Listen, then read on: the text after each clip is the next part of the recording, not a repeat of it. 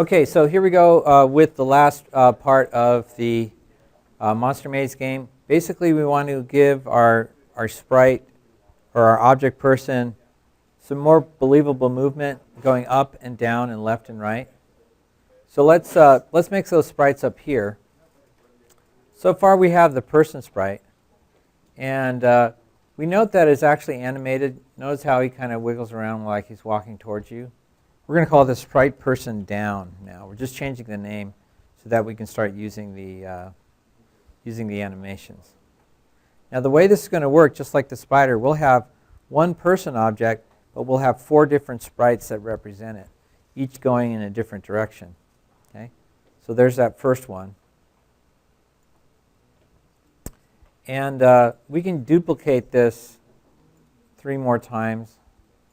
That way we don't have to do all the settings individually. But then do take the time to go back in and rename it.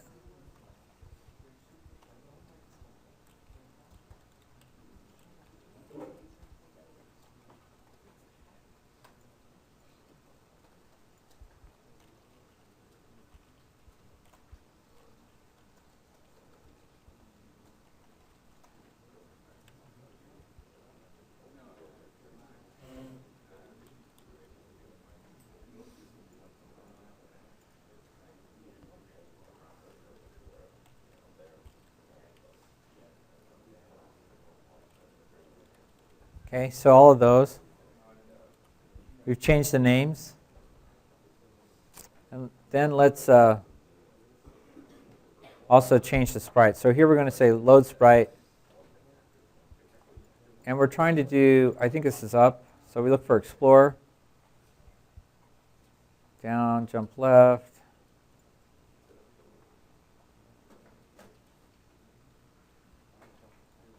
Here's the up sprite, so he's walking away from you. Okay, so choose that, and you want to shut off precise collision checking, and again set it to full image. If you don't do that, your character gets out of alignment, and then you can't move him once he does. Okay. So again, on all the sprites in this game, you got to remember to do that. Okay, so there's up. Here's right.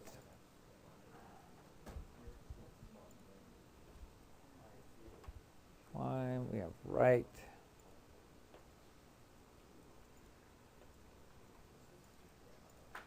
Anytime you load a new sprite, you're going to have to go in and make those setting changes.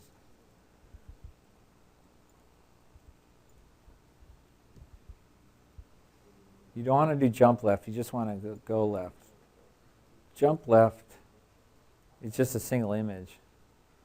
So if you want to jump over like a crevasse or something, you can do that. But we're not doing that. We go left.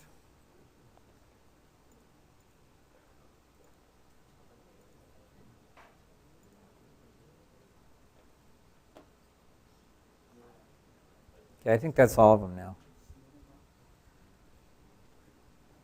You have to go down this person object.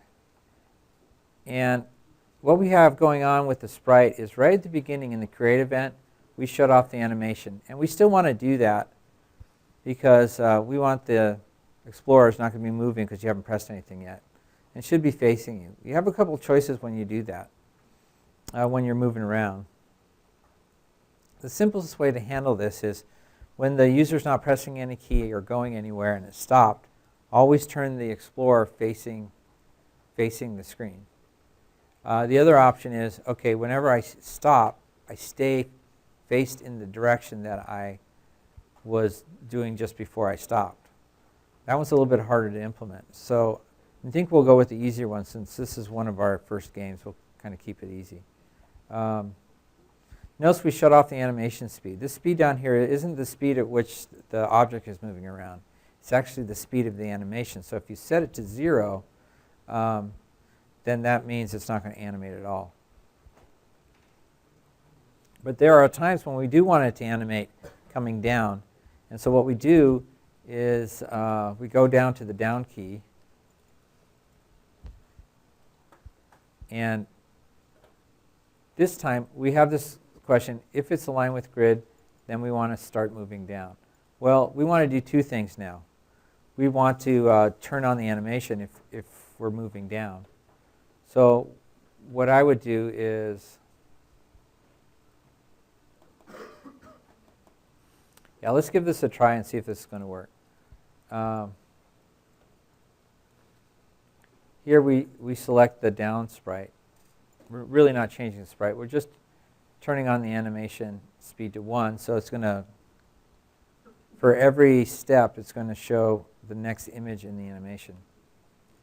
We want to set this to -1. And what that means is, even if we change sprites, we don't want to restart the subimage. Whatever subimage they are on, it'll continue with that subimage number even though the sprite may change. At least that's the understanding I have.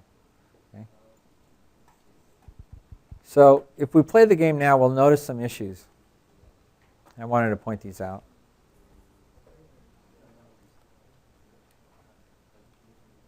Okay, so notice that if I move one square, my little guy starts animating. He doesn't shut off.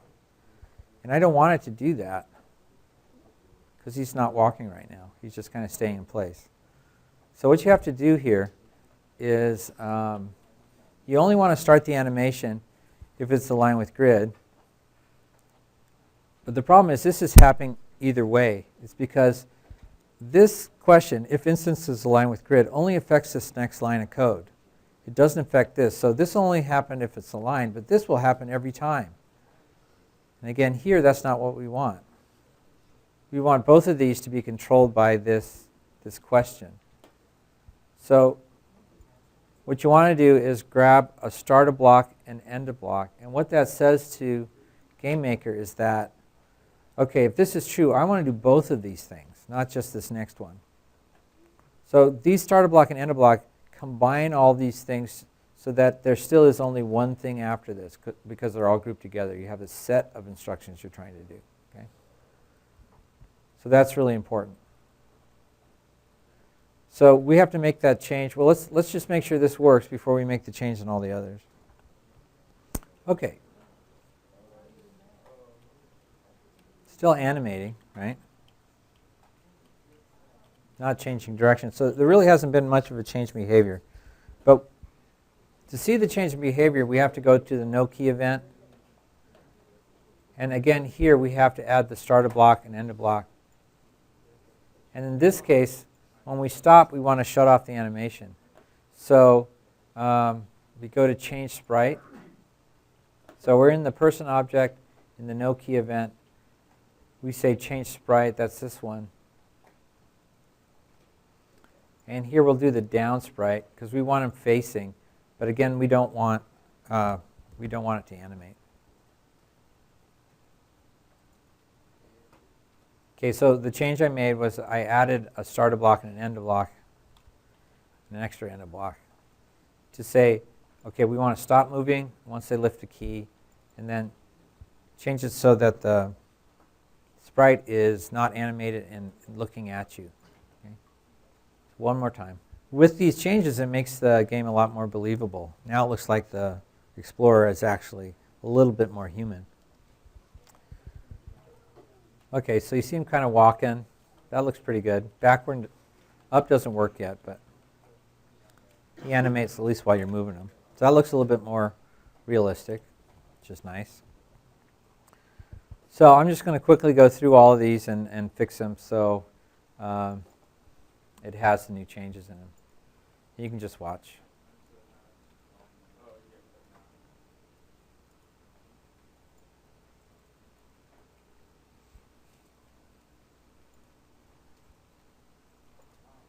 Make sure on the subimage to say -1 though.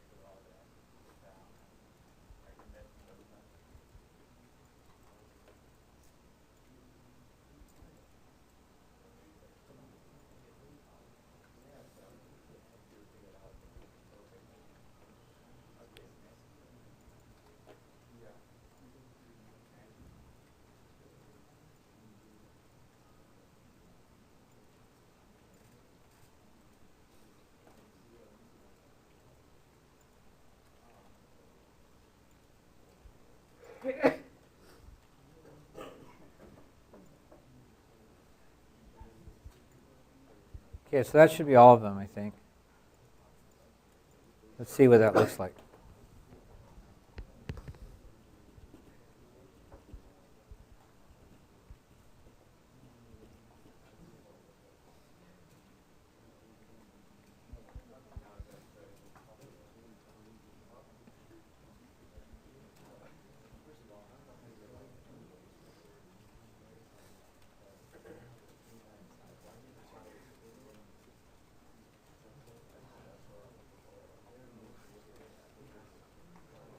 Okay, so now it looks as if my little dude, hopefully, can get past this one skeleton. Okay, so I go right. Ooh, I turn into a spider. See that? Whoops, wrong sprite. Yeah, I turn into a spider when I go left. Oops. Did I get the wrong sprite? No, I just picked the wrong sprite. It's still too early in the morning for me. Yeah, spider left. Yikes.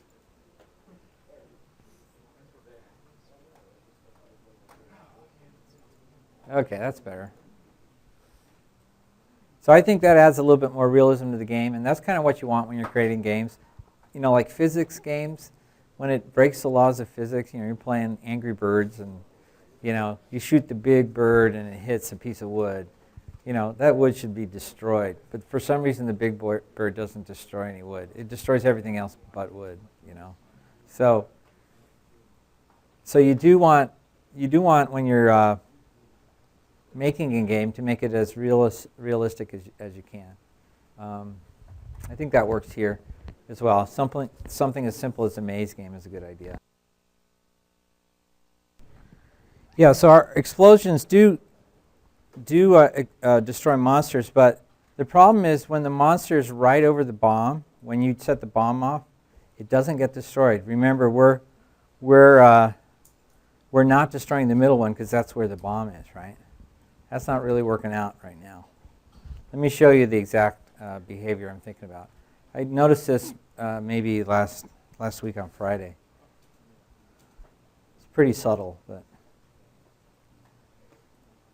but the idea was we didn't want to destroy the bomb, but I forgot about the monsters being there at the same time. So you end up not destroying the bomb and not destroying the monster, which is bad, because if he's standing over the bomb, he probably should get blown up. Okay, so let's try that. Yeah, wait right till he's over the bomb. Oh, actually worked that time. Let me try again. That's why I like that restart key.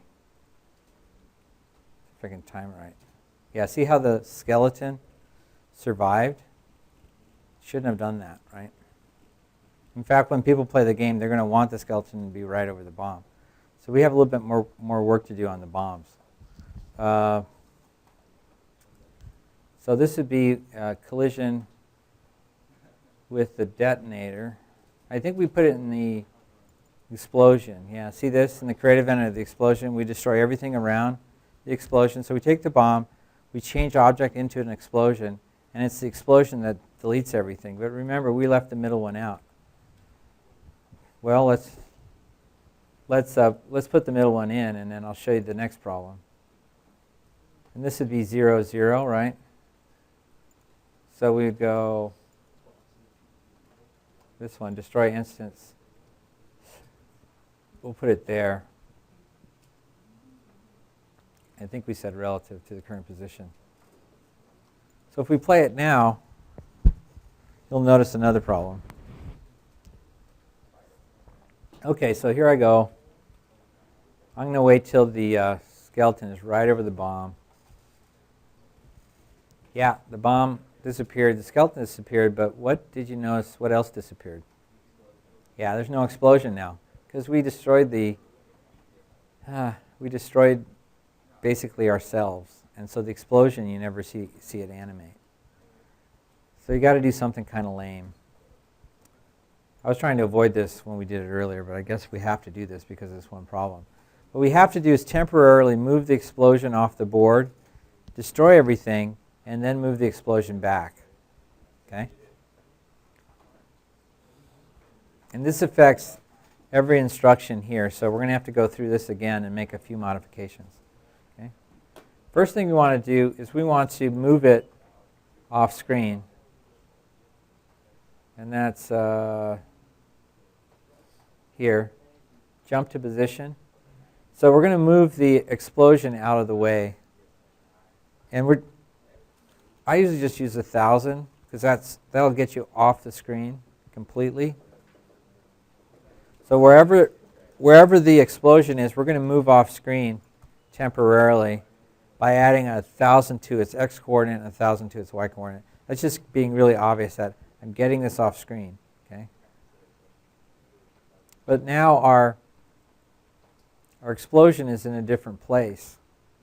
And so in all of these destroy a position, we have to factor in that the explosion is in a new place off the screen. We're going to move it back at the end. So here we say this one, jump to start. And it'll take the explosion and move it back to wherever it was at the start of the level or the room. Okay? So that's got to be the last thing. But then in each one of these we have to mess around. So we would say 1,000 minus 32. Because you have to, let's see. Let me do this right. No, that's not right. So we would say minus 32 minus 1,000. Okay? Because again, we're trying to destroy the things around where the explosion used to be. And here, too, we say minus 1,000. And we'll have to do this on every single one of them. Just subtract 1,000 from anything on the right. So here we say minus 1,000. Negative 32 minus 1,000. I'll do these quickly, but you'll have to go through each one and do that.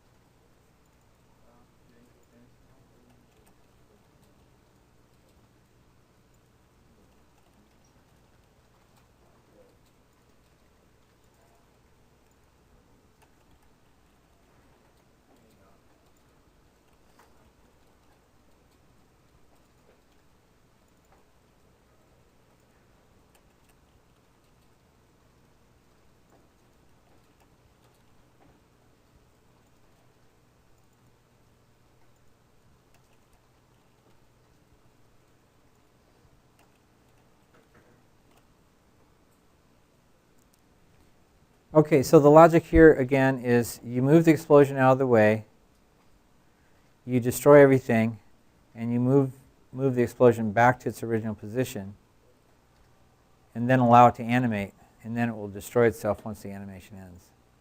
So the way we're going to test this is we're going to wait until the skeleton is right over the bomb.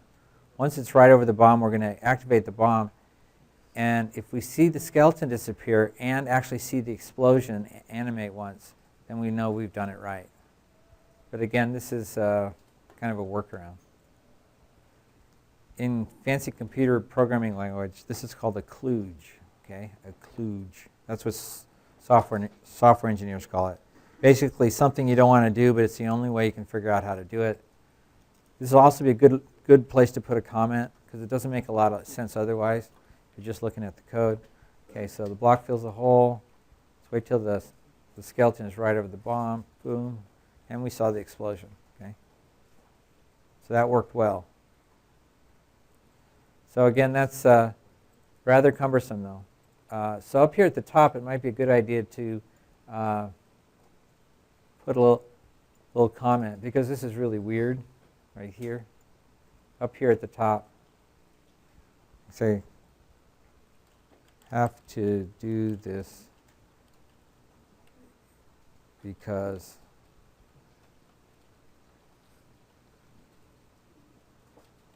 because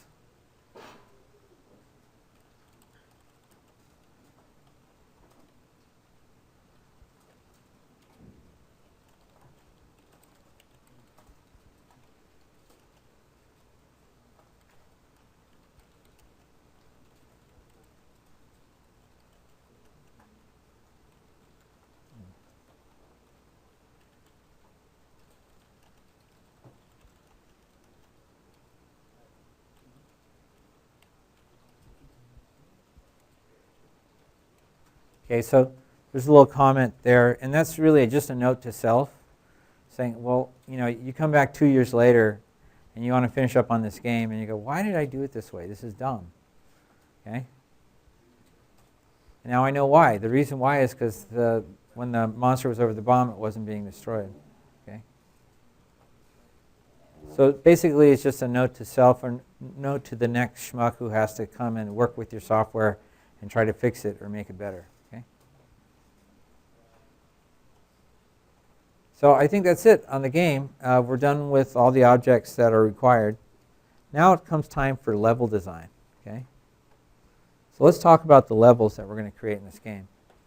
So far we kind of have a test room with everything in it. Do we have ghosts? I guess I don't have a ghost one here yet, but yours should have ghosts by now. Okay.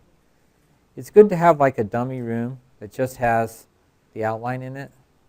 So I'm going to move this test room to the end.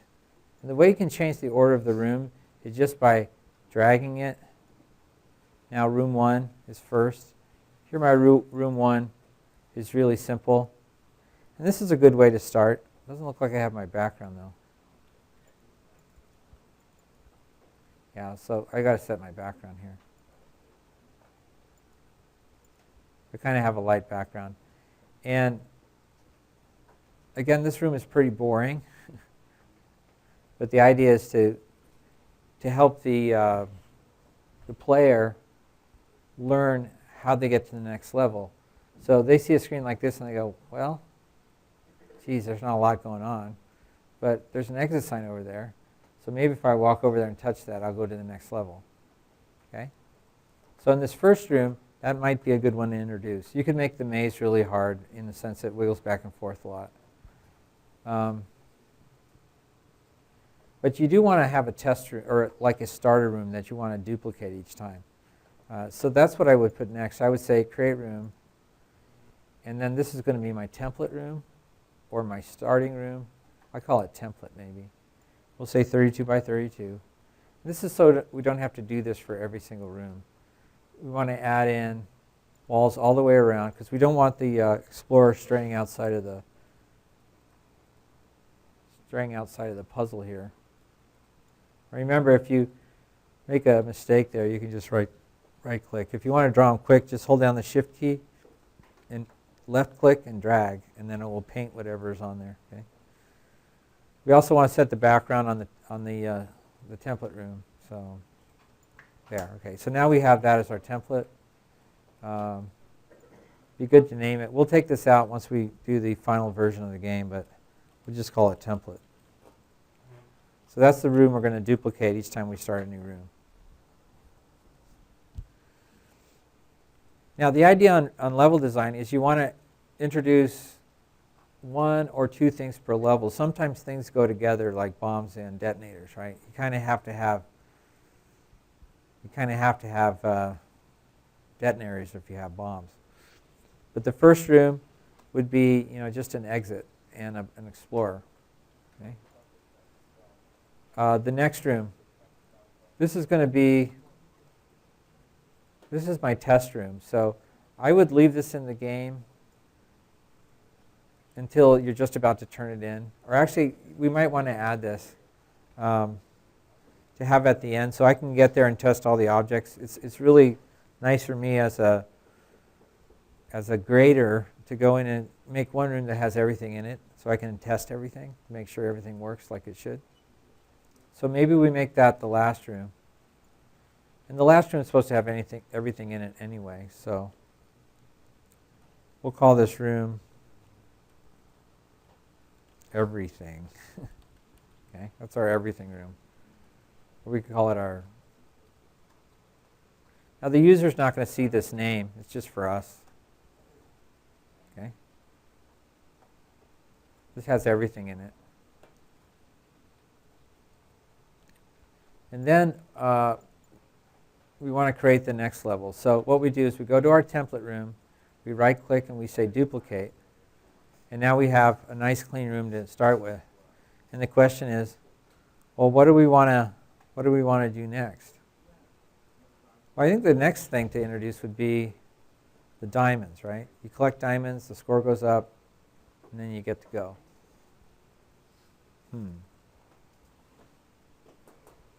That might be better on the first room, because we can make it diamonds without the doors. Really, diamonds and doors go together, but one thing that happens with diamonds is you get points, right? The score changes. So you might scatter some, on this first level, some diamonds here and there on the way to the, you put them on these little cubby holes where they have to go get it just to be annoying. Here, maybe down here, over here. Okay. So now there's some kind of objective on the first room. I want to collect the diamonds because I get points. Now there's nothing to say they can leave a diamond uncollected, but they're not helping their score out. So this might be a good first room kind of setup. Okay? They see, oh, I collect diamonds, I get some score, and I leave, and then I go on to the next level. So maybe that's something like that for the first room. Okay. Here's our new room. I'm going to drag that up where I want it to be, and I might maybe rename it to room 2. And here's where we want to introduce the concept of a door. So, the player object doesn't have to start always up here in the left-hand corner. So let's make a little room for him right here. Yeah, we want to, maybe he starts out in this little box. And there's maybe a little hole on top. So we'll start the person there.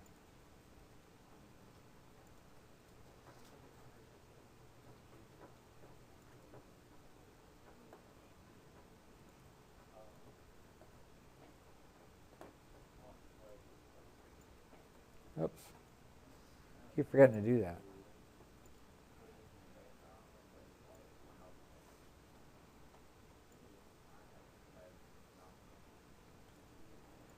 So maybe something symmetrical or something.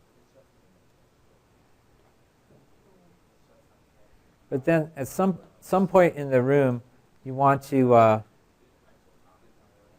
put a door in that they have to open to be able to get in. So maybe this is the out part.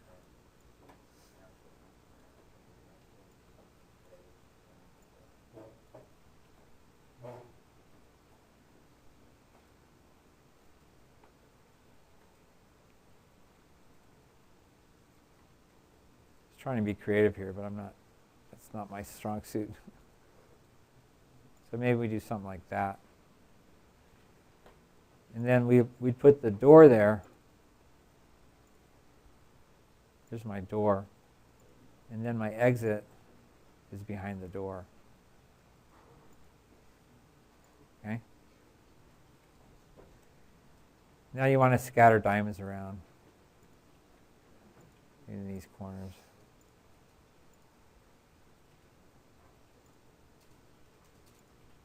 Okay. And then add some more things to the outside of the room that look interesting. Okay. So here you might put something in a faraway place so if they decide to skip it, they'll realize I can't skip it because I can't go into the door. Okay.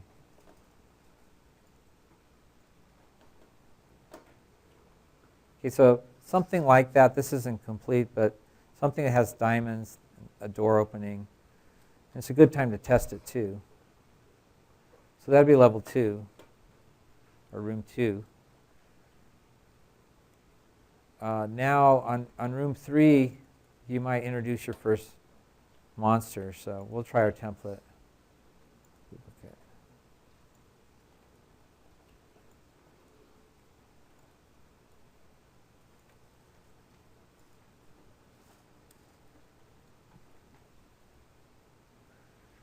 And this is where we need to introduce one of the monsters, either up, down, or left, right. So my game just has the up, down, so I'm going to put up, down monster in different spots. And then this is where you want to introduce perhaps some timing issues so they can't get really in there. One good way to do that is, say if I put the monster there, and then put some walls in. This is a common setup.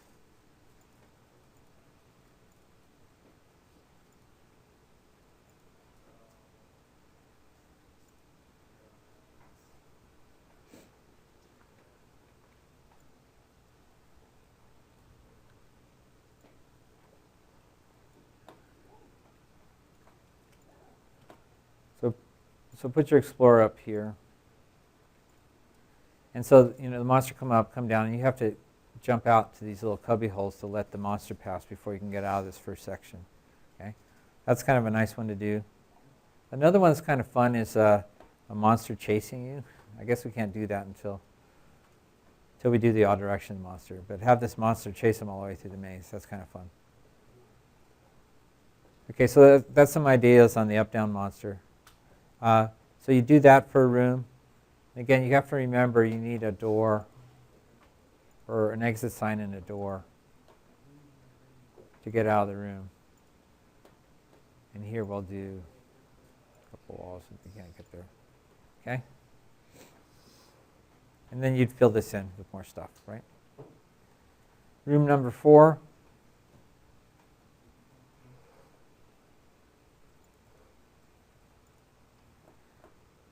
Here's where you do the left-right monster in addition to the up-down monster. Okay, so I'm just going to draw what I'm thinking. We have the up-down monster. There's a left-right monster you put in here somewhere too. Okay, so you're adding one new thing each time. Next thing you might introduce is, on the next level, the all directions monster. Okay, and I was talking about that spiral. Again, we have a room maybe like this. And you have to get out.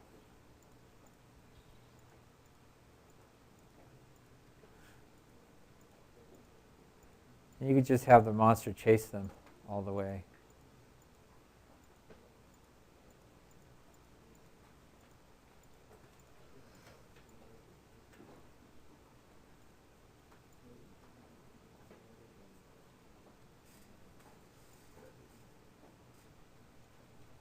Okay, so you can imagine maybe the spider starting here, and the player maybe starting here. Let's see what happens with that. Now I have my cheats in, so I can jump to that level. I probably need an exit, but let's just try this and see. Okay, so I can just use my cheat to get there.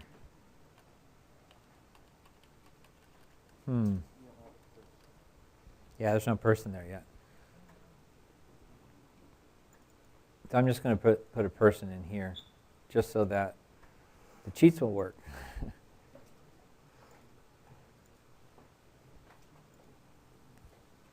Because remember, the cheats are just on the person. If the person's not in the room, we don't go anywhere. Okay, so here we go. Chasing me. Okay, so that's pretty creepy. And you get out of the way. So that might be a kind of an interesting thing you have to be on their toes when it starts. Okay. So we've added the spiders. Now it might be good to get rid of all the monsters, put on the bombs and the detonators. Now you can decide as a game designer whether when they touch the bomb they blow up, so the bombs have to get out of the way before they can go through. But that's up to you. So I would add bombs and detonators. A fun thing with that to do, I think I mentioned this before, but like you put in a detonator here. Where's my detonator? There it is. So say you put a detonator here and another detonator over here, and you put a bomb, let's say right here, and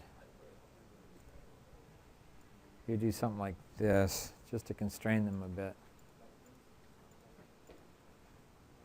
Okay, so it's pretty obvious that if you set the bomb off, they're going to kill themselves, which would be bad.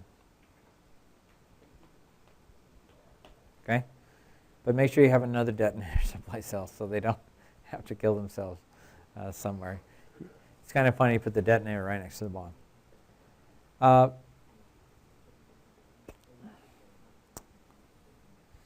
One thing we're not handling here is lives. Basically, you just start the level over again if you lose. Lives are kind of a challenge to set up, so I'm going to hold off on doing lives. Unless you really want to, you can add lives, but you'll have to read ahead in the book on how to handle that. So if I'm counting correctly, we had 5, 6, 7. So I'd like to see maybe 10 levels. They should be markedly different than from each other. I just don't want to see the same level, same maze design with a couple more things thrown in. You can be creative here on the monsters. Say a level that's kind of fun is you put all the up-down monsters kind of like this. So that would make it too hard. Let's see.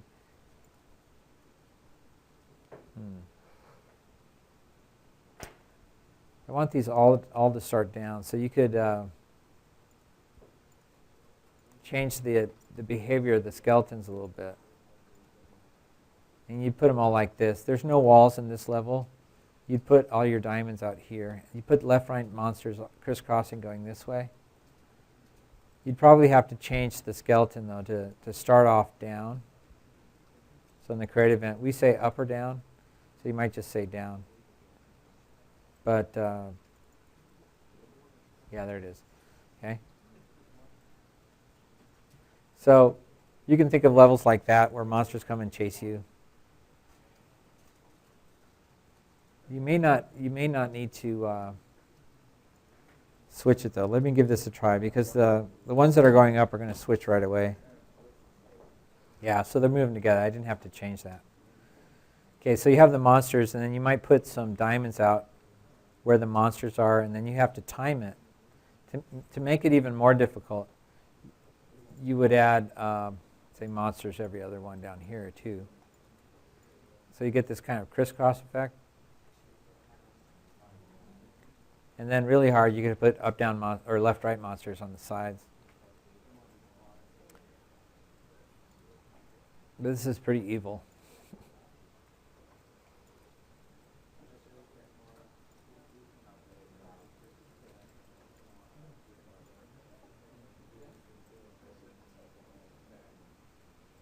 Let's try this one and see. So be real creative with your levels. Don't just get caught in the same boring level design. Try to think about the object you have and how you might use them for patterns, things like that. And visually, this looks pretty cool, right? Looks like the skeletons are walking under the diamonds, which doesn't make a lot of sense. So we should set the depth of the diamonds to 10, just so that the skeletons go over the top of them. But as you add levels, you'll find little problems. They call it emergent behavior, things you didn't expect or didn't really plan for. Okay? But visually, this is kind of interesting, and playing it should be fun, because you have to make sure, okay, now what do I do? Okay, I get out of the way now. Ah, too far. Ah. Okay, so you have to time everything. Ah, no chance. Okay? So that was kind of tough. So again, we noticed something, though, when we did that. Object diamond, it's not being drawn last, so maybe set it to 10. Okay? So that the monsters walk over it. Trying to think of other interesting designs. Now, if you want a little extra credit, you can add some features to your game. I kind of like fireballs, and there's some fireball sprites that you can use. All right, so level design is the next step. When is this going to be due? It's going to be due at the end of the next period we have, which will be Wednesday. So Wednesday will just be a work day on level design. I suggest getting 10 levels, working levels that are interesting to play, increasing in difficulty, introducing new objects every level, until finally on the last level it has everything in it. Okay? What should your game include? Blocks, holes, diamonds, doors, 3 types of monsters, the goal, all the things we've talked about up to this point.